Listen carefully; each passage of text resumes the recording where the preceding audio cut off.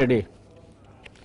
નમસ્કાર દર્શક મિત્રો, આજે આપણે ચર્ચા કરવાના છીએ, સમજવાનો પ્રયત્ન કરવાના છીએ એક અત્યંત જટિલ બાબતને. બાબત છે દેશના અર્થવ્યવસ્થાના વિકાસ અંગેની. કોરોનાએ અનેક દેશોની અર્થવ્યવસ્થાની ગાડી પાટા ઉપરથી ઉતારી નાખી છે. ભારત એમાં અપવાદ ન હોઈ શકે. ત્યારે ધીરે ધીરે હવે અનલોક અને અનલોક પછી આર્થિક પ્રવૃત્તિની શરૂઆતને કારણે અર્થવ્યવસ્થાની ગાડી પાટે ચડતી હોય એ પ્રકારના અંદેશા મળી રહ્યા છે. આજે ચર્ચા કરીશું બીજું ક્વાર્ટર એટલે કે જુલાઈ, ઓગસ્ટ, સપ્ટેમ્બર 2020ના 3 મહિના દરમિયાન અર્થવ્યવસ્થાએ કયો રસ્તો પસંદ કર્યો, પરિણામો શું આવ્યા તેની વાત ચર્ચીશું. સળંગ 2 ક્વાર્ટર એટલે કે 2 ત્રિમાસિક ગાળામાં જ્યારે જીડીપીનો વૃદ્ધિદર નકારાત્મક હોય ત્યારે જે તે દેશ મંદીમાં પ્રવેશ્યો છે તેમ કહી શકાય. 2020-21ના પહેલા 2 ત્રૈમાસિકમાં જીડીપીનો વૃદ્ધિદર માઇનસ એટલે નકારાત્મક રહ્યો. એટલે ઇતિહાસમાં પહેલીવાર ટેકનિકલી ભારત મંદીમાં પ્રવેશ્યું છે એમ કહી શકાય. મંદી એ ઘટતા જતા વિકાસ દરનો સમય છે, નકારાત્મક વિકાસ દરનો સમય છે. શુક્રવાર તારીખ 27 નવેમ્બર 2020ના દિવસે ભારતના જીડીપીના આંકડા બહાર પડ્યા. તેમાં જુલાઈ, ઓગસ્ટ અને સપ્ટેમ્બર 2020ના ત્રૈમાસિક ગાળા દરમિયાન ભારતનો જીડીપી વૃદ્ધિ દર 7.5% સંકોચાયો એ પ્રકારની જાહેરાત કરવામાં આવી. એનો અર્થ એ થાય કે આ સમયગાળા દરમિયાન ભારતમાં 19-20ના નાણાકીય વર્ષના આ જ ત્રૈમાસિક ગાળા દરમિયાન ઉત્પન્ન થયેલ ગુડ્સ અને સર્વિસીસમાં એટલે કે માલ સામાન અને સેવાઓમાં 7.5%નો ઘટાડો નોંધાયો હતો. પહેલા ત્રૈમાસિકમાં એટલે એપ્રિલ, મે, જૂનના ગાળામાં 23.9%નો માઇનસ વૃદ્ધિ દર વિશ્વની મુખ્ય અર્થવ્યવસ્થાઓમાં ભારત મેળવી અને ખરાબમાં ખરાબ વૃદ્ધિ દર આ સમયગાળા દરમિયાન ભારતમાં હતો એમ કહી શકાય. આની સરખામણીમાં બીજા ક્વાર્ટરને જોઈએ તો state bank of India research team દ્વારા 49 દેશોનું જુલાઈ, સપ્ટેમ્બર ક્વાર્ટરના વૃદ્ધિ દરનો અભ્યાસ કરવામાં આવ્યો છે. આ 49 દેશમાં સરેરાશ ઘટાડો 12.4% છે, જેની સરખામણીમાં ભારતનું -7.5%નો ઘટાડો ખોટો નથી એમ કહી શકાય. આ વિગતો પરથી જોઈએ તો ક્વાર્ટર 1માં એક જ સેક્ટર એગ્રીકલ્ચર એટલે કે કૃષિ અને ફિશિંગમાં હકારાત્મક વૃદ્ધિદર જોવા મળ્યો હતો, જેની સરખામણીમાં બીજા ત્રૈમાસિકી ગાળામાં જે 2019-20માં -6% હતો તે 2020-21માં +0.6% જેટલો ઔદ્યોગિક વૃદ્ધિનો એટલે કે મેન્યુફેક્ચરિંગ સેક્ટરની વૃદ્ધિનો દર થયો છે. આ ઉપરાંત માઇનિંગ અને quarrying, trade, hotel, transportation services related to બ્રોડકાસ્ટિંગમાં -47%માંથી સુધરીને બીજા ક્વાર્ટરમાં 15.6% અને કન્સ્ટ્રક્શનમાં -50.3%થી સુધરીને -8.6% જેવો વૃદ્ધિ દર રહેવા પામ્યો છે. પહેલા ક્વાર્ટરની સરખામણીમાં ફાઇનાન્શિયલ, રિયલ એસ્ટેટ અને પ્રોફેશનલ સર્વિસીસ -5%થી ઘટીને -8.3% અને પબ્લિક એડમિનિસ્ટ્રેશન, ડિફેન્સ અને અધર સર્વિસીસમાં -10.3%નો ઘટાડો જોવા મળ્યો છે. આમ પહેલા ક્વાર્ટરમાં માત્ર એક જ ક્ષેત્ર એટલે કૃષિ અને એનિમલ હસબન્ડરી હકારાત્મક હતા. તેના બદલે કૃષિ, મેન્યુફેક્ચરિંગ અને યુટિલિટી એવા 3 ક્ષેત્રે હકારાત્મક વિકાસ થયો હોવાનું જણાય છે. આ ઉપરાંત બાકી રહેતા 5 સેક્ટર એટલે કે માઇનિંગ અને quarrying, electricity, gas, water supply અને અન્ય યુટિલિટી સેવાઓ, construction, trade, hotel, transport, communication and services related to બ્રોડકાસ્ટિંગમાં અગાઉના ક્વાર્ટર કરતા નુકસાન ઘટ્યું છે. આ જીડીપીના આંકડાઓમાં સૌથી વધારે આશ્ચર્યજનક બાબત હોય તો તે બીજા ક્વાર્ટરના આંકડાઓમાં ભારતના ઉત્પાદન ક્ષેત્રે ભલે થોડો તો થોડો પણ 0.6% જેટલો એટલે કે 0.6% જેટલો વધારો નોંધાયો છે. જોકે આમાં મધ્યમ અને નાના તેમજ માઇક્રો ઉદ્યોગના ડેટા આવતા નથી, એટલે મોટા ઉદ્યોગના ઉત્પાદનમાં વૃદ્ધિ થાય તે બહુ હરખાઈ જવા જેવી બાબત નથી. આનો સીધો પુરાવો ઇન્ડેક્સ ઓફ ઇન્ડસ્ટ્રીયલ પ્રોડક્શન આ જ સમયગાળા દરમિયાન 6.5% ઘટી છે તે છે. એક બીજું પાછું આ બધી કંપનીઓએ પગારો ઘટાડીને કે છટણી કરીને એમ્પ્લોઈઝ કોસ્ટ 10 થી 12% ઘટાડી છે તેમ સ્ટેટ બેંક ઓફ ઇન્ડિયાનો અહેવાલ કહે છે. આમ કંપનીઓએ પોતાની આવક વધારે વેચાણ કરીને ઊંચકી પણ સાથોસાથ નિર્દયી રીતે પોતાના એમ્પ્લોઈઝની કોસ્ટ ઘટાડી, પોતાના નોકરિયાત માણસોની કોસ્ટ ઘટાડી અથવા છટણી કરી, જે સારી બાબત નથી. અર્થવ્યવસ્થામાં આવડી મોટી કટોકટી પછી એ એકદારી વૃદ્ધિ હાંસલ કરે એમ ધારવું જરા વધારે પડતું છે. અર્થવ્યવસ્થાને એની વૃદ્ધિની ગતિ પકડતા વાર લાગે. હવે જો 8%ના બદલે અર્થવ્યવસ્થા સરેરાશ 5%ના દરે વધે તો એને 3 વર્ષ બાદ વધારાના 116.6નો આંકડો, એટલે જો સીધી 10%ના દરે વધ્યા કરી હોત તો જે આંકડે પહોંચી હોત તે પહોંચતા લાગે. ઓક્સફર્ડ ઇકોનોમિક્સનો તાજેતરનો અહેવાલ 2020-25ના ગાળામાં ભારતનો સરેરાશ વૃદ્ધિ દર 4.5% રહેવાનું અનુમાન કરે છે. એનું અગાઉનું અનુમાન 6.5%નું હતું, જે ઘટાડીને એણે આ વૃદ્ધિ દરનો અંદાજ મૂક્યો છે. ઉદારીકરણ બાદ 1992માં ભારતે 6.8%નો વૃદ્ધિદર હાંસલ કર્યો હતો. તેના કરતા આ અંદાજ નીચો છે તે વાત આપણને સમજાવી જોઈએ. હવે દર્શક મિત્રો, વાત કરીએ આ દેશના એક અર્થશાસ્ત્રના નિષ્ણાત અને જાહેર જીવન સાથે જોડાયેલા એવા મેઘાવી પ્રતિભાની. એમને આ વિશે શું કહેવું છે? હા, હું વાત કરું છું ડોક્ટર સુબ્રમણ્યમ સ્વામીની. ડોક્ટર સુબ્રમણ્યમ સ્વામીને એક ઇન્ટરવ્યુમાં પૂછવામાં આવ્યું હતું કે ભારતની ફિસ્કલ ડેફિસિટ આખા વર્ષ માટે નાણામંત્રીએ જે અંદાજી હતી તેના અત્યારે 119.7% વધારે થઈ છે અને હજુ અડધું વર્ષ વીતવાનું બાકી છે. આમાં પહેલું પરિબળ કૃષિ છે. ડોક્ટર સ્વામી કહે છે કે આ જે વધારો દેખાય છે એમાં પહેલું પરિબળ કૃષિ છે, જેને સરકારની નીતિઓ સાથે નહીં પણ ચોમાસા સાથે લાગે વળગે છે. આ અંદાજમાં જે પાક ઉત્પાદનની ગણતરી લેવામાં આવી છે તે માત્ર ખરીફ જ છે, રવિ પાકના ઉત્પાદનની ગણતરી લેવામાં આવી નથી. ડોક્ટર સ્વામી આગળ કહે છે કે તે જ રીતે ઉદ્યોગોની વાત કરીએ તો જે ક્ષેત્ર એકાએક હકારાત્મક વૃદ્ધિદર દર્શાવે છે એમાંથી એમએસએમઈ સંપૂર્ણપણે બહાર છે.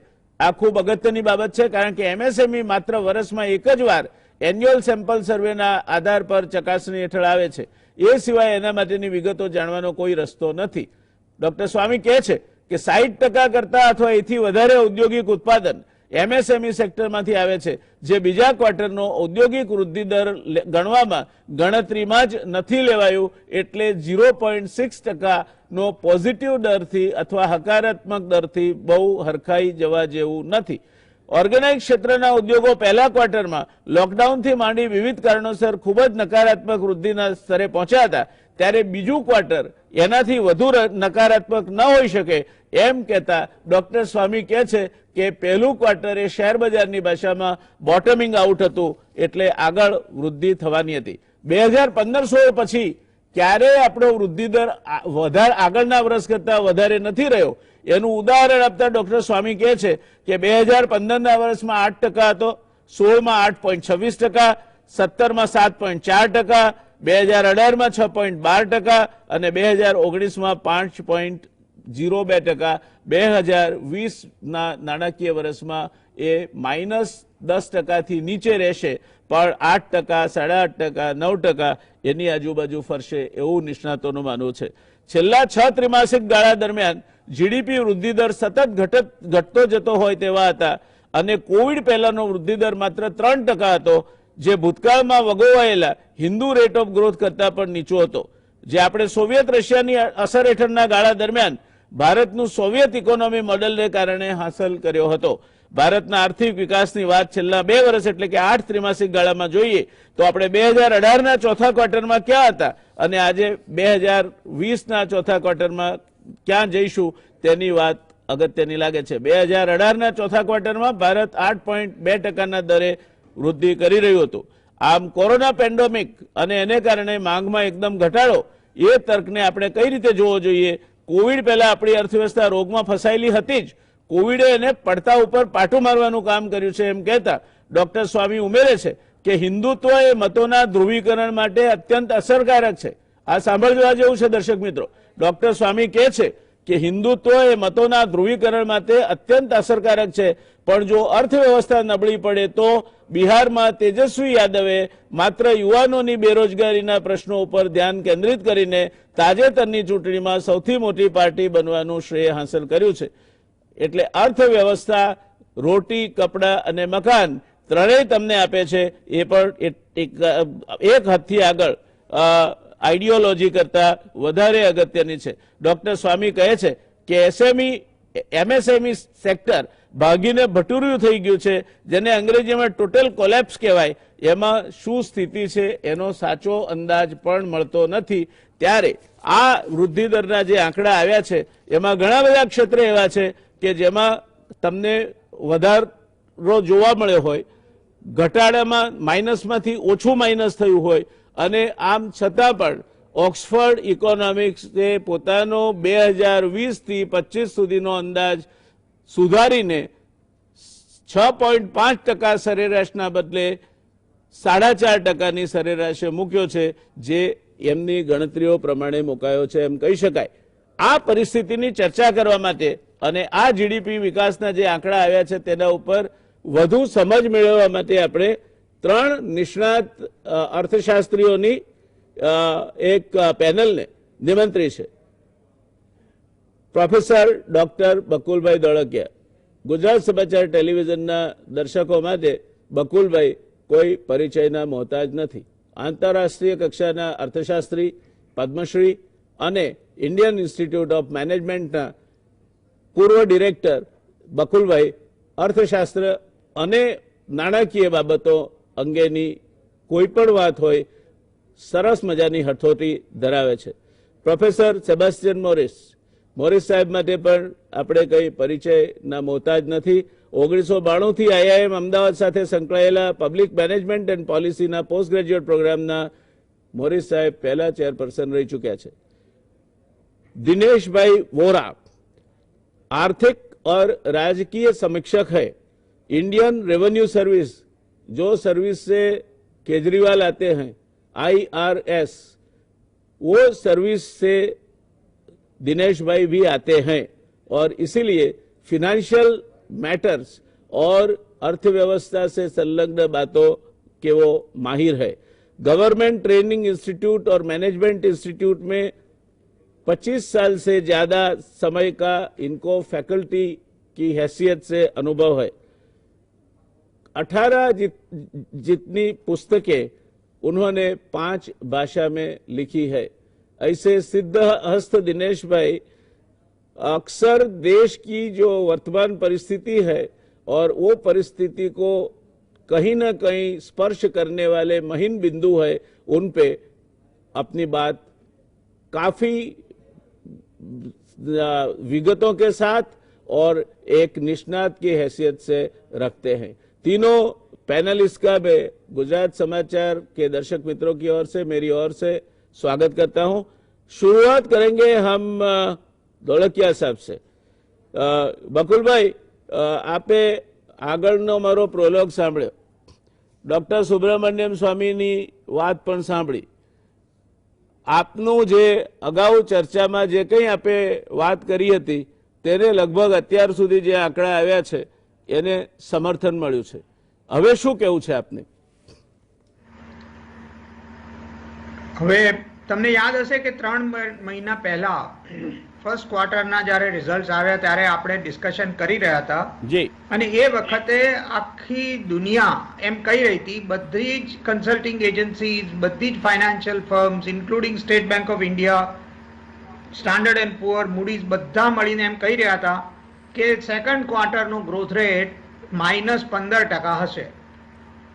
ત્યારે ગુજરાત સમાચાર ટીવીના માધ્યમથી મેં કહ્યું હતું કે વર્સ્ટ કેસ સિનારીઓમાં 7.5% થી 8% જેટલો નેગેટિવ ગ્રોથ રહેશે.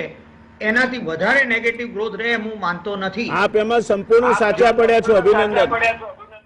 હવે આ ડૂમ્સ ડે સિનારીઓઝ ને પેઇન્ટ કરનારા માણસો હજી છે.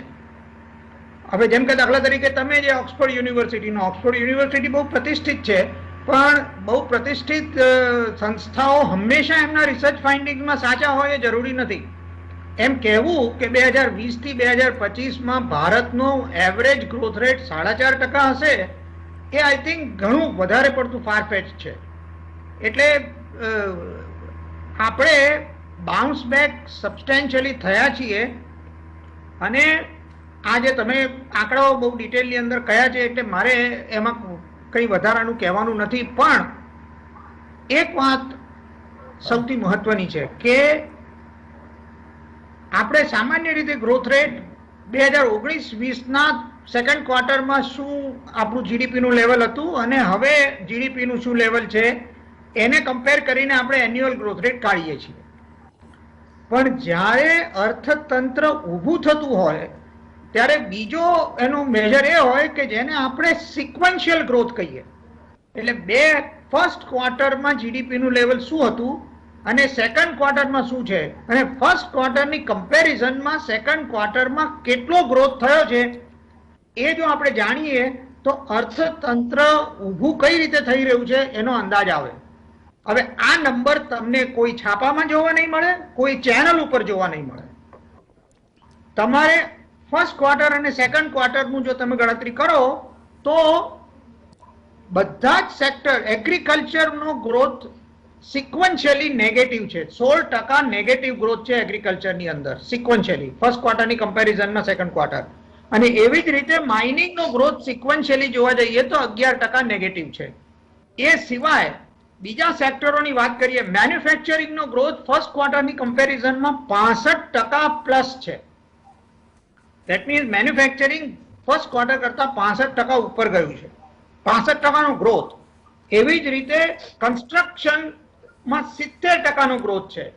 ટ્રેડ, હોટેલ્સ અને રેસ્ટોરન્ટ્સમાં 54%નો ગ્રોથ છે. હવે આ ફિગરો બતાવે છે કે આપણો રિવાઇવલ સેકન્ડ ક્વાર્ટરમાં થયો છે.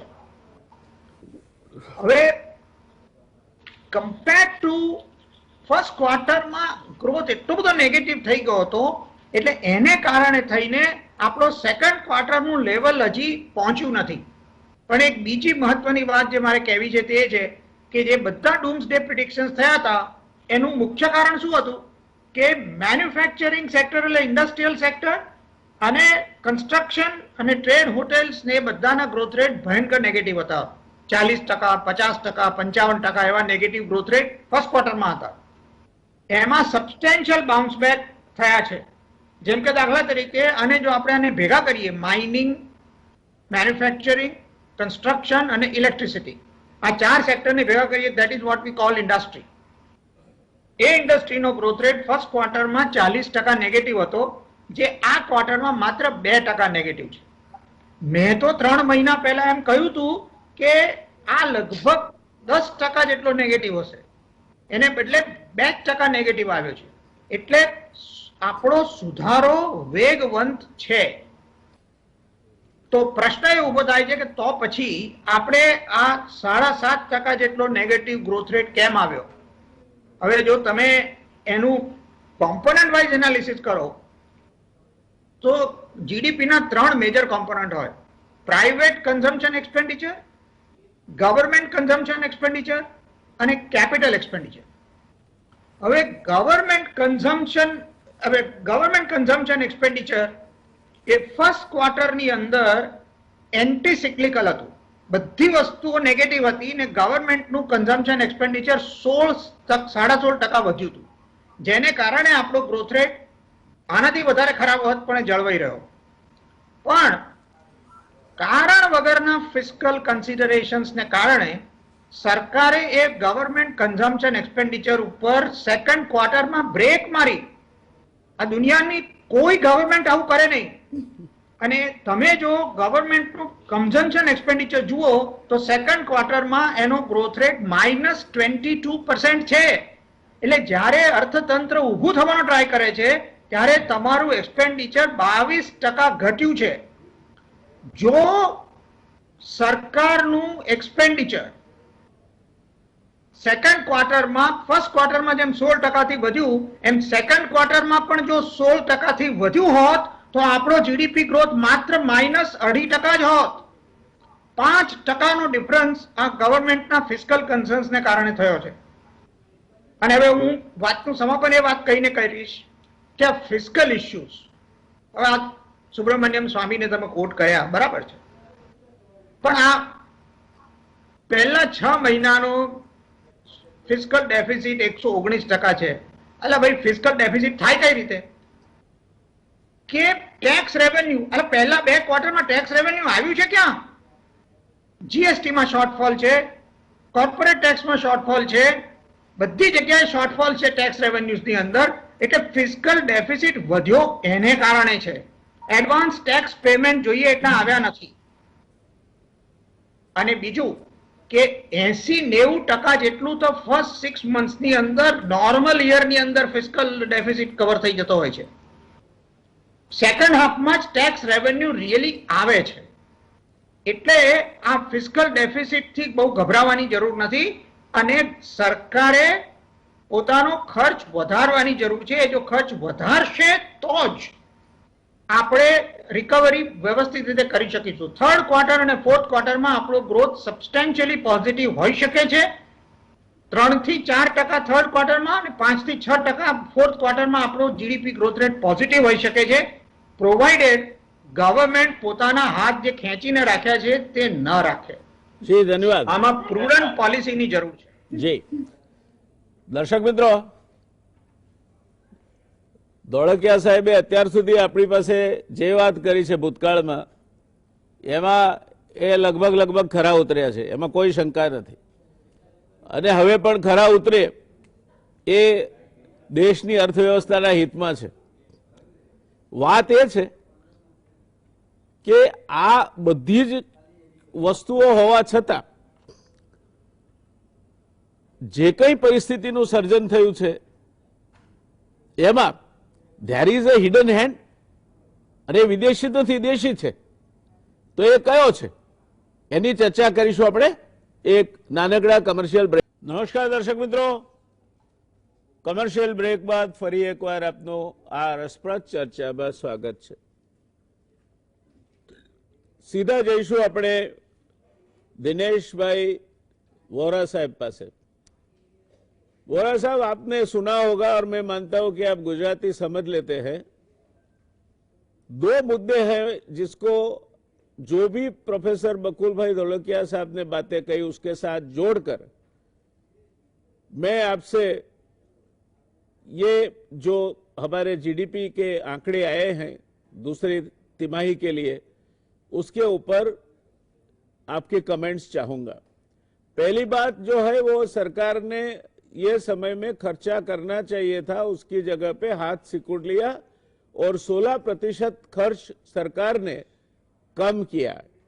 और वो एक्सपेंडिचर अगर गया होता अर्थव्यवस्था में तो उसकी मल्टीप्लायर इफेक्ट देखने मिलती और काफी 4 से 5% तक ये हमारा जो जीडीपी का अभी नकारात्मक आंकड़ा है वो कम हो जाता, ऐसा बकुल भाई धोलकिया साहब ने कहा है. दूसरी बात मेरी ओर से है कि करीब 22%, 20 से 22% जीडीपी में कंट्रीब्यूशन इंडस्ट्री का है और उसमें जिसका 60% कंट्रीब्यूशन है वो एसएमई सेक्टर के, तो इसमें कोई गिनती ही नहीं की गई है. यानी कि वो सेक्टर जो करीब करीब आज मृतप्राय अवस्था में जी रहा है और अगर उसकी ग्रोथ रेट देखी गई होती तो करीब 20%, 25% से ज्यादा नेगेटिव होती, वो गिनती से बाहर निकल गई और आपको 0.6% प्लस मिला. अगर ये स्मॉल एंड माइक्रो इंडस्ट्रीज वाला जो 60% प्रोडक्शन के लिए जिम्मेवार सेक्टर है उसकी गिनती की गई होती तो वो सरकार ने 16% खर्च किया होता तो इससे कई ज्यादा माइनस कंपेंसेशन इस सेक्टर की गिनती की वजह से आ जाता. तो मैं मानता हूं कि ये 7.5% का जो नेगेटिव और माइनस ग्रोथ रेट है वो एसएमई और माइक्रो सेक्टर के सिवा का ग्रोथ रेट है और इसीलिए इसको कम से कम कुछ न कुछ बढ़ा के हमें देखना चाहिए. क्या राय है आपकी? बिल्कुल आपने ठीक कहा, मैं आपकी बात से पूरी तरह से सहमत. सभी दर्शकों को मेरा प्रणाम. आदरणीय बसु भाई जी के हिसाब से ये सारे आंकड़े जो लिखे हैं वो बिल्कुल सही दिए हैं, उनके ऊपर मैं ज्यादा आरोपित करना चाहूंगा। जहाँ तक 7.5% की बात है, ये बात सही है। हमारे है वो हर ऑर्गेनाइजेशन कवर नहीं करता है, ऑर्गेनाइजेशन कवर करता है। अब 7.5% जनरल ज्यादा वॉइस क्लियर नहीं वो यहाँ से फॉलो भी किया है और शायद उनके साथ जुड़ा भी रहा हूँ। मैं ये समझता हूँ कि अगर कहीं ना कहीं कोई ऐसा सिस्टम एक डेवलप किया होता है जहाँ पे आदत नहीं है,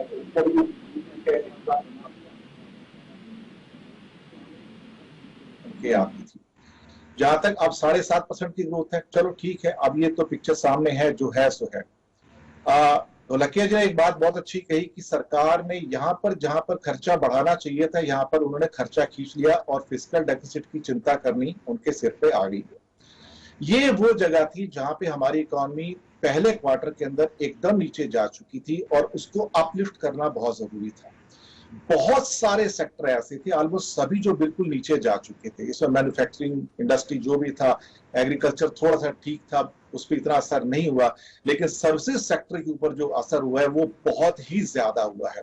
खासतौर से जो हॉस्पिटैलिटी सेक्टर था, जिसमें होटल्स हैं, कैब्स हैं, आपके और सारे के सारे जो उसके साथ जुड़े हुए सेक्टर्स हैं, रेस्टोरेंट्स हैं, ये सब प्रारंभ ही नहीं हो पा रहे हैं। इसके अलावा आपके रेलवेज को देखिए, एयरलाइंस को देखिए, या बाकी जो भी अपने ट्रांसपोर्टेशन के जो मीडियम्स हैं, वो बहुत ज्यादा सफर किए हैं।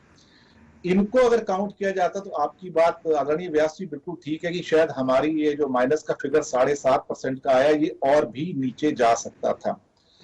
कहीं ना कहीं भारत की इकोनॉमी अगर देखा जाए तो आपके एमएसएमई सेक्टर के ऊपर ही डिपेंड करती है, इसमें कोई शक वाली बात नहीं है। मुझे याद है, बहुत साल पहले की बात है कि जब भारत में करीब करीब 1.5 करोड़ तक के गुड्स के ऊपर जो छोटे मैन्युफैक्चरर्स होते थे, छोटे छोटे लघु उद्योग होते थे, उन पे एक्साइज ड्यूटी नहीं हुआ करती थी। बाद में जीएसटी आने के बाद तो सब एक ही उसमें आगे सब। अगर कहीं ना कहीं एक खुला इनको हैंड दिया जाता है इंडस्ट्री को डेवलप होने के लिए, जैसे कि हम सभी सेक्टर में दे पाए थे, तो चीजें बेहतर हो सकती थी। यहां पर सरकार ने शायद एक गलती और हुई है। वो गलती ये थी कि राज्यों को जो पैसा दिया जाना चाहिए था, हमें ये नहीं भूलना चाहिए कि 60% के करीब पैसा जो होता है राज्यों में खर्च किया जाता है, और वो पैसा हमारे देश के विकास में खर्च होता है, जॉब्स वहां से निकलते हैं, हर चीज वहां से निकल के आती है। लेकिन सरकार ने राज्यों को पैसा देने में भी हाथ खींचे। कहीं ना कहीं सरचार्जेस और सेस बढ़ते चले गए, ऑलमोस्ट अब 15-16% पे आ गए, जो कि अनडिविजिबल डोमेन में चले जाते हैं। उनको जीएसटी के लिए भी काफी हद तक जद्दोजहद करनी पड़ी और काफी संघर्ष करना पड़ा। बहुत सारी फिर स्कीम्स बनाई गई, ए बी, उसमें हो गया। स्टेट्स के पास पैसा ना होने से विकास कार्य रुके। मैं मुंबई शहर में, मैं बता सकता हूं कि यहाँ पर जितने भी जैसे कि इंफ्रास्ट्रक्चर प्रोजेक्ट्स हैं, मेट्रो के प्रोजेक्ट्स हैं, सारे ऑलमोस्ट रुके पड़े हैं, शायद कई साल डिले भी हो जाए। अब यहीं से जॉब निकलते हैं, यहीं से विकास होता है। कैपिटल एक्सपेंडिचर का इस ढंग से थोड़ा सा कम खर्चा होना मेरे लिए चिंता का एक बहुत बड़ा रीजन है। एमएसएमई सेक्टर एक ऐसा सेक्टर है, लघु उद्योग, जो पूरे हिंदुस्तान को, बड़ी इंडस्ट्री को चीजें सप्लाई करता है। अब उसका क्रिपल होना, अभी रिसेंटली एक सर्वे आया था जिसमें कहा गया था कि लगभग 60-65 यानी कि करीब करीब 2/3 एमएसएमई सेक्टर ही, जो छोटे सेक्टर्स हैं, ओपन हो पाए हैं। बाकी ओपन ही नहीं हो पाए या स्ट्रगल कर रहे हैं ओपन करने के लिए। तो उनकी स्ट्रगल की कंडीशन बहुत ज्यादा है। अब उनको जो लोन्स वगैरह दिए गए हैं, कईयों को मिले हैं। जहां तक मेरी जानकारी है, मैंने बहुत लोगों से बात की, उनको बहुत स्ट्रगल करना पड़ा, उन्हें लोन नहीं मिले, क्योंकि लोन के अंदर बहुत सारी कंडीशनैलिटीज हैं। हमारा जीडीपी ले दे के इस टाइम $2.7 ट्रिलियन के आसपास, 200 लाख करोड़ के आसपास। अभी अगर इस कमी को देख लें, जो अभी हमारी गिरावट आई है, तो गिरकर शायद ये 250 इस टाइम करीब 180 लाख करोड़ पे आ गया होगा, या 31 मार्च तक आ जाएगा, $2.5 ट्रिलियन के आसपास आ जाएगा। हमें ऊपर जाने में समय लगेगा।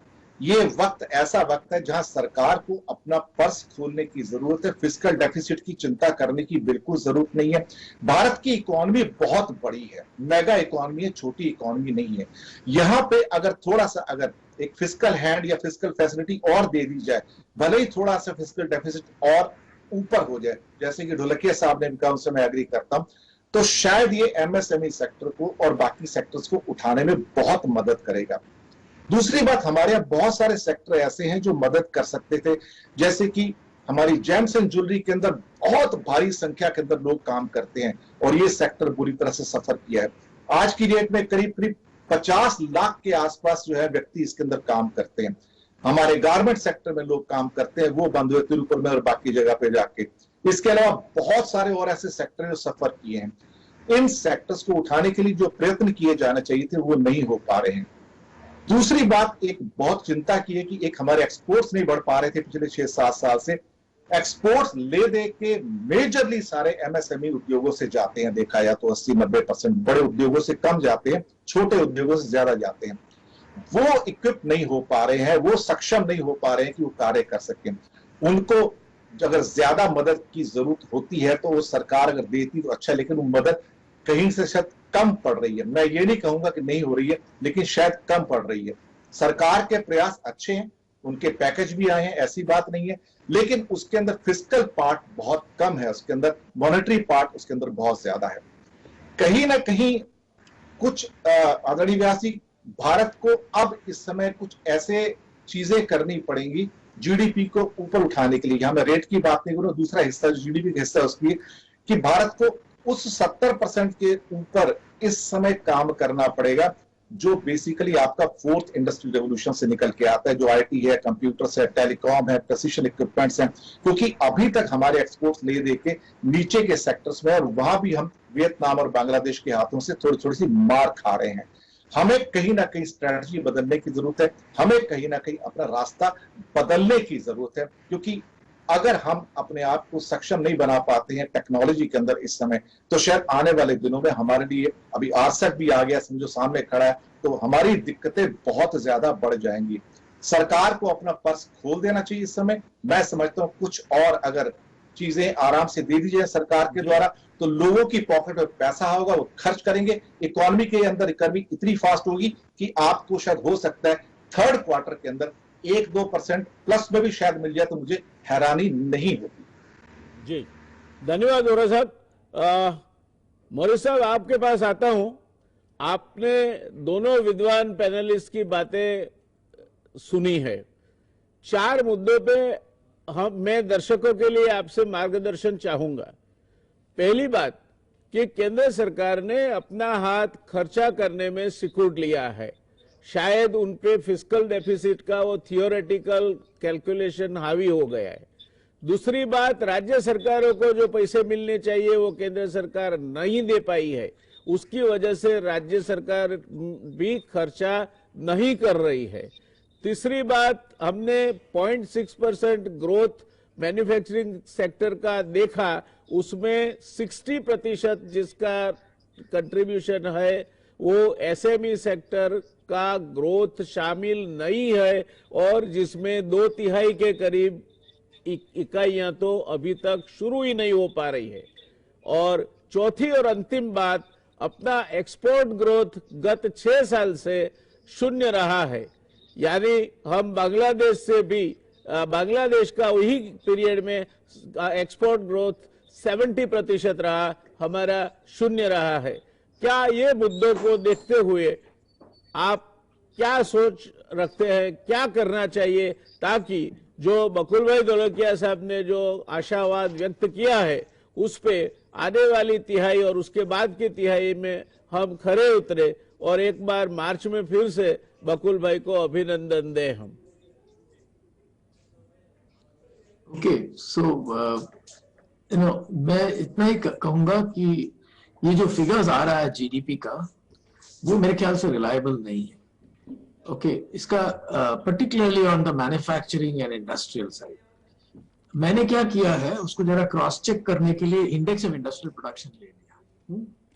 और अगर हम first months of this year up to October, जैसे अप्रैल मई जून जुलाई अगस्त सितंबर अक्टूबर ले लिया, और उसी मंथ्स प्रीवियस ईयर अप्रैल मई जून जुलाई अगस्त सितंबर अक्टूबर, और उसका कंपैरिजन अगर किया, तो देन गवर्नमेंट का डायरेक्ट एक्सपेंडिचर 16% बढ़ता है, GST collection 5% negative, exports 1% negative, not bad. Non-oil exports. Imports minus 29%, which is reflective of the demand side. Okay. IIP minus 23. Manufacturing IIP minus 27. Consumer durables minus 23. Durables minus 48. Passenger sales vehicles minus 33. Two-wheelers minus 20. Tractors plus 22. Or employment not very significant decline because agriculture is absorbed वो जो unemployed का था. Okay? तो अभी इसका मतलब क्या है? देखो अभी एक नंबर अगर 100 से 75 आ गया और 75 से वापस ऊपर गया तो उसका ग्रोथ रेट का एवरेज, अरिथमेटिक ग्रोथ रेट का एवरेज नहीं लेना चाहिए. Okay? उसका log what is called symmetric growth rate लेना चाहिए. और अगर हम वो करते जाए तो मेरे ख्याल से our original estimate that the growth 2021 में would be around 10% minus, वो शायद ठीक ही है. ओके उस पे ज्यादा कुछ so newspapers वगैरह सब exaggerate कर रहा है the recovery. ओके तो ये एक बात है और इसके based on that मैं अभी उसका solution भी not difficult है. वो तो मैं कहते ही आता हूं कि गवर्नमेंट एक्सपेंडिचर को और बढ़ाना है और अभी टाइम आया है जो प्रोडक्शन इलास्टिसिटी जिसका ज्यादा है, सप्लाई इलास्टिसिटी, उसको बढ़ाना है. Okay that is number one. जैसे मेरे प्रीवियस स्पीकर ने कहा था जेम्स एंड ज्वेलरी कोई लाइट मैन्युफैक्चरिंग ऑफ एक्सपोर्ट्स जिसपे लेबर इंटेंसिव है, ऐसे चीजों का. ओके और भी इंपॉर्टेंट है कि जिसका डिमांड इलास्टिसिटी बहुत ज्यादा है उसमें थोड़ा सा प्राइस का एडवांटेज दे दिया जाए. जैसे एक्साइज को आप काट दिया तो उसका डिमांड बहुत ही ज्यादा हो सकता है. ओके ये पूरा का पूरा ऑटो सेक्टर है, टू व्हीलर सेक्टर है, कंज्यूमर ड्यूरेबल सेक्टर. तो अभी इस पे क्या करना है गवर्नमेंट को? They must give a consumption tax credit. Okay equivalent जैसे इन्वेस्टमेंट टैक्स क्रेडिट होता था. अभी इन्वेस्टमेंट टैक्स क्रेडिट देने से कुछ फायदा नहीं है, लेकिन कंजम्पशन टैक्स आपको दे सकता है बैक. तो अगर कोई समझ लो ऑटोमोबाइल अब से इन अनदर 6 months या 8 months पे लिया तो उसका एक्साइज ड्यूटी, उसका जीएसटी हम हाफ कर दिया जाए या 10% किया जाए. ये ऑटोमोबाइल, वाइट गुड्स, ऐसे चीजों का. तो अगर ये किया गया तो मैसिव एक्सपेंडिचर आ जाएगा क्योंकि जो नेक्स्ट 5 years में रहना you wanted to buy वो अभी ले ले तो suddenly the growth will pick up. तो क्या है कि माहौल ही चेंज हो जाएगा. ओके इन्वेस्टमेंट्स भी बढ़ जाएगा. Okay and then you don't have to support. Okay तो इससे जीएसटी भी बढ़ जाएगा. Okay total collection of GST will also go up although the rate comes down. और the recovery will be much faster. नहीं तो क्या है, इसको एक बार मार दिया गया and the recovery is slow, then the next 4-5 years हम 5% से less grow करेगा. And this will be the longest period of the lowest growth rate. From 12-13 हमारा growth rate under 5% था till the present. Only in 18 it went up to about 8% and came down. Okay, so average देखा तो 5.25 आता है या कम आता है. तो this will be the longest period of relatively low growth rate up to the COVID. And COVID के बाद negative. For at least 2 years, 1.5 years, let's say even 1 year. उसके बाद जब ये रिकवरी होगा it will be very slow. तो इसको speed up करना चाहिए गवर्नमेंट को. एंड जो लॉजिक अभी गवर्नमेंट यूज कर रहा है, मैंने उनका वीडियो उनका अनाउंसमेंट भी सुना कि हम वेट करेंगे जैसे खुलता है जब हम दे देंगे. वो ठीक नहीं है because you can't time it so well. Okay you can't delay it. इसका जो डिमांड बढ़ना है उसको क्लियर सिग्नल्स देके बढ़ाना है. ओके तो आरबीआई ने काम किया है.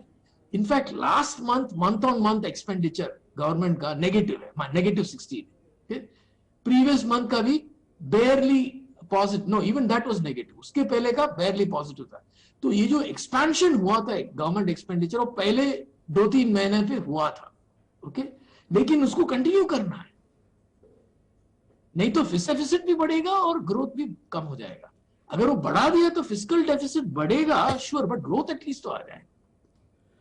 ये जो अभी गवर्नमेंट ऐसे क्यों नहीं कर रहा है, मेरा तो एक ही आंसर है कि वहां के जो लोग हैं वो ये फैमिली बजट की तरफ से देख रहा है कि ये तो मैंने कहा है ओके कि जैसे आप अभी कोई फैमिली को मैं एडवाइस दिया तो मैं बोलेगा कि कट डाउन एक्सपेंडिचर सब कुछ उसको एकदम टाइटन करो हाँ लेकिन गवर्नमेंट को उल्टा होना है ओके ये बहुत बड़ा ये this has to be recognised so they have to give the fiscal stimulus और फिस्कल की बहुत बड़ी जरूरत है जी okay and particularly on the tax side GST और मैं ये कहूंगा कि जब भी हमने वो जो रिकवरी था after the global financial crisis उसका रिकवरी का one of the most important reason was the tax cuts on service tax और ऑटोमोबाइल टैक्स और जनरली उस टाइम पे एक्साइज ड्यूटी कट्स जी ये तो होना है अभी धन्यवाद। जो I just say one more sentence अभी जो कुछ मैन्युफैक्चरिंग का पिकअप हो रहा है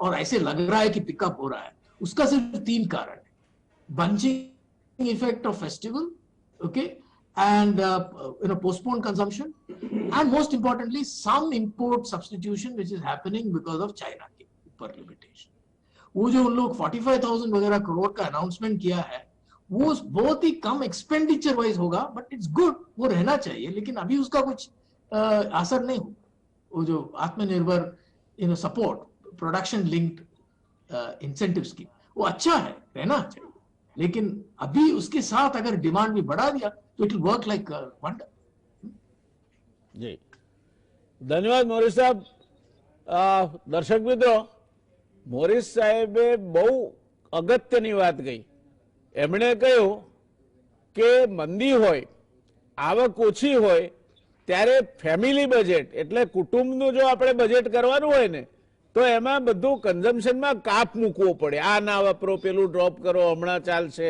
આવું કરવું પડે પણ દેશના બજેટમાં આવું ના થાય દેશના બજેટમાં તો તમારે કઈ રીતે વધારે પૈસા સરકાર ખર્ચે એ પૈસા અર્થવ્યવસ્થામાં જાય એના કારણે અર્થવ્યવસ્થામાં તેજી આવે એ તેજી આવે એટલે વધારે વેપાર થાય એ વધારે વેપાર થાય એટલે વધારે કરવેરા આવે અને વધારે કરવેરા આવીને હાથે વધારે નોકરીઓ ઊભી થાય અને આ બધું ભેગું થઈને દેશને ઉંચકે આપણી સરકાર દેશને કુટુંબની માફક ચલાવે છે આવું મોરીસ સાહેબે કીધું હવે એમાંથી તો સરકારે બહાર આવવું જોઈએ જઈએ બકુલભાઈ સાહેબ પાસે સાહેબ આપે બધું સાંભળ્યું આપણે we are entering in to the quick round 2-3 મિનિટનું નાની નાની વાતો પણ ખૂબ અગત્યની વાતો આપ ફોકસ્ડ કહેશો તો સારું રહેશે આપ માનો છો કે લોકો પાસે ખર્ચ કરવા માટે વધારે પૈસા રહે એ માટે ઇન્કમ ટેક્સ અમુક હદથી આગળ નાબૂદ કરવો જોઈએ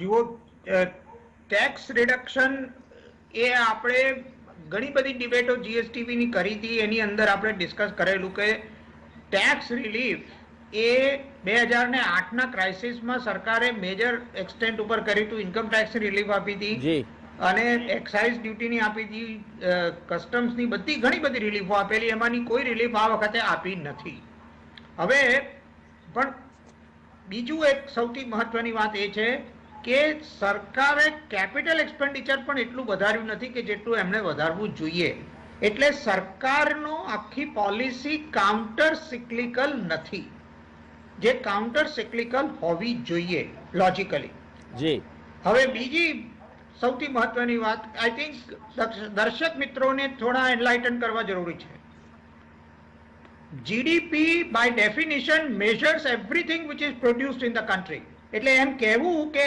એમએસએમઈ અને અનઓર્ગેનાઇઝ સેક્ટર એમાં ઇન્ક્લુડેડ નથી એ ફેક્ચ્યુઅલી ઇનકરેક્ટ સ્ટેટમેન્ટ છે let us be very very clear એની મેથોડોલોજીમાં પ્રોબ્લેમ હોઈ શકે છે એની મેથોડોલોજીમાં પ્રોબ્લેમ હોઈ શકે છે એની મેઝરમેન્ટમાં પ્રોબ્લેમ હોઈ શકે છે પણ સ્કોપ અને કવરેજમાં કોઈ પ્રોબ્લેમ નથી હવે એનો ડેટા એન્યુઅલ સર્વે સિવાય બીજેથી મળતો નથી મળતો પણ એટલે ધેરફોર વોટ હેપન્સ કે એના પ્રોજેક્શન્સ કરવા પડે છે એટલે એના પ્રોજેક્શન્સ કરવામાં આવે છે એ પ્રોજેક્શનનો ડેટાબેઝ વીક હશે એ હું સમજુ છું પણ આપણે ખાલી એક ફર્સ્ટ ક્વાર્ટરનું કે જેની આપણી પાસે રિઝલ્ટ છે એની વાત કરીએ જી ફર્સ્ટ ક્વાર્ટરની ટોપ 5000 કંપનીઝનો ડેટા ફર્સ્ટ ક્વાર્ટરનો અવેલેબલ છે ટોપ 5000 કંપનીઝના ડેટા પ્રમાણે એમની આવકમાં માત્ર 10 થી 15% ઘટાડો થયો હતો જ્યારે મેન્યુફેક્ચરિંગ સેક્ટરનો ગ્રોથ 40% નેગેટિવ બતાવે છે, જી. એનો અર્થ શું થયો કે એમએસએમઈ સેક્ટરમાં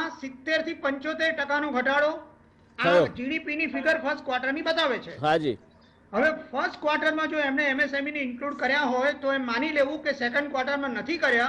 આઈ થિંક એ જરા વધારે પડતું છે. એની મેથોડોલોજીમાં પ્રોબ્લેમ હોઈ શકે, ડેટાબેઝમાં પ્રોબ્લેમ હોઈ શકે, પરંતુ ડેફિનિશનમાં પ્રોબ્લેમ નથી. Let us recognise that. Okay. Vora साहब, जी सर, जी सर। बकुल भाई साहब को आपने सुना, मोरिस साहब को सुना। आप अगर इस देश के वित्त मंत्री होते, हर्बर्ट स्पेंसर का एक सेंटेंस है कि the greatest lesson of the history is man doesn't learn anything out of it. तो सरकारें तो कम ही सीखती है, जी तो क्या करते आप अगर वित्त मंत्री होते तो आज की ये घड़ी में क्या करते आप? सबसे पहले तो मेरी चिंता का सबब यहाँ से आता आदरणीय व्यास जी की पिछले 4 साल से भारत की जो टैक्स कलेक्शन की वृद्धि दर है उसके अंदर कमी आ रही है। अल्टीमेटली हमें जो पैसा खर्च करना है वही खर्च करना है जो हमारे पास आएगा, जितनी चादर होगी उतनी खर्च करेंगे, थोड़ा बहुत बोरोइंग्स हो जाएगा साथ में, ये बात सही है। लेकिन टैक्स कलेक्शन के अंदर जो डेक्लाइन है जो परसेंटेज में वो लगातार है 2017 से 2018 2019, और पिछले साल तो टैक्स कलेक्शन ऑलमोस्ट जिसे क्या कहा जाए कि एक बिल्कुल ट्रिकल था जो इंक्रीज होने में था। इस साल तो वो भी कम हो जाएगा। इस साल अभी तक हमने मुश्किल से आप कह सकते हो 31% के आसपास टैक्स कलेक्शन किया है, और वो भी इसलिए कि हमारे पास पेट्रोलियम का टैक्स कलेक्शन काफी है। अदरवाइज अगर वो क्वेश्चन नहीं होता तो प्रॉब्लम होती थी। मैं 2 चीजों के बारे में सोचता हूं कि टैक्स कलेक्शन तब आएगा जब लोगों की पॉकेट में पैसा आएगा। पैसा आएगा तो खर्च करेंगे। उसके लिए अगर याद करें पिछले बजट में एक बहुत खास पॉइंट था, और वो खास पॉइंट था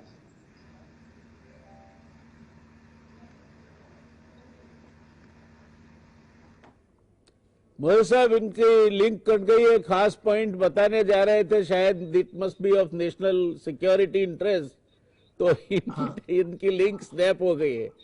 तो मैं आपके पास आता हूं, आपसे पूछना चाहूंगा कि आपका अंदाज क्या है? क्या 2020-21 की साल हम डेफिसिट से पूरी करेंगे? तो वो तो तय है, मगर कितनी डेफिसिट आपके मत के मुताबिक रहनी चाहिए द एंड ऑफ 2020-21? अच्छा, फिस्कल डेफिसिट तो बहुत बढ़ जाएगा वैसे भी, certainly it will go about 7-8%। और देखो, अगर ये जो स्टिमुलस वगैरह दे दिया जाए तो ज्यादा नहीं बढ़ेगा, क्योंकि डिनोमिनेटर इफेक्ट बहुत ज्यादा होगा। हाँ जी, पहले ने जोड़िया पर। अगर आप 10 रुपया का फिस्कल डेफिसिट एक्सपेंडिचर कर दिए तो उसका benefit on GDP side denominator का डबल है। हाँ? और अगर आप वो इंटेलिजेंटली भी दे दिया तो डबल से भी ज्यादा हो सकता है। तो इसलिए अगर आप इकोनॉमी को रिवाइव करने के लिए एक्सपेंडिचर किया जाए तो fiscal deficit will not rise as per the accountants calculation. Accountant जो कैलकुलेट करेगा वो डेफिसिट को expenditure minus tax divided by GDP. लेकिन जब आप एक्सपेंडिचर बढ़ाया तो जीडीपी भी बढ़ेगा, तो डिनोमिनेटर इफेक्ट बहुत अच्छा आ जाएगा जी। ओके, बिकॉज वो इंपॉर्टेंट है, इसलिए हम ये कह रहे हैं ना जी। तो fiscal deficit won't rise much more if you give the fiscal stimulus. It will rise by another 3%, about 2% max. Okay. Sir, what is your guess quickly? What is your guess that we will end up 2021 with the GDP growth? 2021, I still hold to my old figure between -9 and -11%. जी, okay. Bakul भाई, what is your guess? Sorry. मैं गई डिबेटમાં મેં કહ્યું હતું કે 7.5% થી વધારે ખરાબ ગ્રોથ રેટ આખા વર્ષનો નહીં હોય। એ ફિગર હવે હું રિવાઇઝ કરીને કહું છું કે આપણો જીડીપી ગ્રોથ રેટ 2020-21 માં -6% થી વધારે ખરાબ નહીં હોય जी। 6% નો नेगेटिव ग्रोथ रेट હું ધારું છું जी। थैंक यू गोरा साहब, आप अगर हमें सुन पाते हैं तो आपकी क्या गेस है 2020-21 की साल हम क्या ग्रोथ, क्या जीडीपी ग्रोथ से पूरी करेंगे? -8% के आसपास। सॉरी, बीच में मेरा फोन कट हो गया था। हाँ, वो कोई बात नहीं। -8% जी, और आपको जो भी उस समय थोड़ा बहुत कहना था वो भी आप समाप्त कर सकते हैं 1-1.5 मिनट में। जी, मैं सिर्फ ये कहना चाह रहा था कि भारत सरकार ने पिछले बजट में एक मेगा फैक्ट्री की स्कीम घोषित की थी जो बांग्लादेश की टर्न पे था, क्योंकि वहां पे गारमेंट्स के जो हमने बिजनेस गवा दिया था वहां पे लेबर ओरिएंटेड चीजों को हम रिवाइव कर सकते थे और वो स्कीम को हमने बहुत सपोर्ट भी किया था। उसके बारे में बहुत सारी बातचीत डिस्कशन भी हुए थे, लेकिन उसके ऊपर कोई बात आगे बढ़ नहीं पाई है। कहीं भी वो मेगा फैक्ट्री जिसमें 5,000 से 10,000 लोग एक साथ में काम कर सकते थे, जहां कॉस्ट ऑफ प्रोडक्शन कम हो सकता था, जहां जॉब ओरिएंटेशन ज्यादा हो सकता था और जिसके द्वारा चर्निंग ऑफ मनी जो मार्केट में आता है वो ज्यादा हो सकता था, वो एक बड़ी एम्बिशियस स्कीम थी। वो अभी तक लागू नहीं हो पाई है, बल्कि शायद कहीं ना कहीं बीच में अटक गई है। अगर वो आती थी मेगा फैक्ट्री की स्कीम तो शायद बांग्लादेश की तर्ज पे हम चीजों को बेहतर कर पाते थे। वो एक सॉल्यूशन है, बाकी और बहुत है, क्योंकि समय नहीं है, मैं अभी वो पूरा नहीं कर पाऊंगा आपसे। अभी जी, तो जी ये सर। हमारा नाता जुड़ा है तो आपसे ज्ञान पाते रहेंगे। धन्यवाद। दर्शक मित्रों, આપણા ત્રણેય નિષ્ણાત સાહેબોનું કહેવું એવું છે કે આ 2020-21નું નાણાકીય વર્ષ આપણે 6% માંડીને 9-9.5% સુધીના માઇનસ ગ્રોથથી પૂરું કરીશું। આપણે આશા રાખીએ કે બકુલભાઈ સાચા પડે અને એના બદલે ક્યાંક વચ્ચેનો ગ્રોથ રેટ આવે તો બોરીસ સાહેબની પાસેથી આગળ વાત કરીશું આપણે। પણ વિશ્વાસ છે મને દેશની અર્થવ્યવસ્થા બીજું કંઈ નવું વિઘ્ન ઊભું ના કરે સરકાર। આપણા ગુજરાતીમાં કહેવત છે ઉલળપાણા પગ ઉપર અને ખર્ચો કરે, ફિસ્કલ ડેફિસિટની ચિંતા ન કરે, કેપિટલ એક્સપેન્ડિચર વધારે। મોરીસ સાહેબે કહ્યું તેમ કન્ઝમ્પશન એક્સપેન્ડિચર વધે એ માટે એના ઉપર જે આઇટમો છે કન્ઝમ્પશનની, ઓટોમોબાઈલ્સથી માંડીને ઇલેક્ટ્રિકલ ગુડ સુધીની, એમાં જે કંઈ જીએસટી કે એક્સાઇઝ લાગતી હોય એમાં ઘટાડો કરે। આવું બધું કરે તો દેશની અર્થવ્યવસ્થા ઉચકાશે, નોકરીઓ પણ વધશે અને બકુલભાઈ સાહેબે જે ગ્રોથ રેટ કયો છે -6%, ત્યાં સુધી આપણે જઈ શકીશું। અને આવું જો નહીં થાય તો -9.5% થી વધારે ખરાબ નહીં થાય એ આપણે અંદેશા સાથે આજની ચર્ચાને વિરામ આપીશું। દર્શક મિત્રો, બેંકો બાબતમાં ઘણી બધી જગ્યાએથી ઘણી બધી વાતો કહેવાય છે અને બેંકો ખાનગી કોર્પોરેટ હાઉસને આપવા સુધીની વાત થઈ છે। આ શું છે? બેંકોમાં આપણા પૈસા કેટલા સલામત છે? અત્યારે બેન્કિંગ સેક્ટરની હાલત શું છે? એનપીએ ડિફર કર્યા છે, એ જ્યારે આવશે ત્યારે શું થશે? આ બધી જ બાબતોની ચર્ચા કરીશું વળી પાછી એક નિષ્ણાત પેનલ સાથે। ત્યાં સુધી આપની રજા લઉં છું। ગુજરાત સમાચાર ટીવી સાથે જોડાવા માટે આપનો હૃદયપૂર્વકનો આભાર। ત્રણેય નિષ્ણાત પેનલો મોરીસ સાહેબ, બકુલભાઈ ધોળકિયા સાહેબ અને વોરા સાહેબ, આપનો તહે દિલથી આભાર। આપે આ ચર્ચાને ખૂબ જ રસપ્રદ બનાવી એ માટે। શુભરાત્રી દર્શક મિત્રો, શબ બખેર।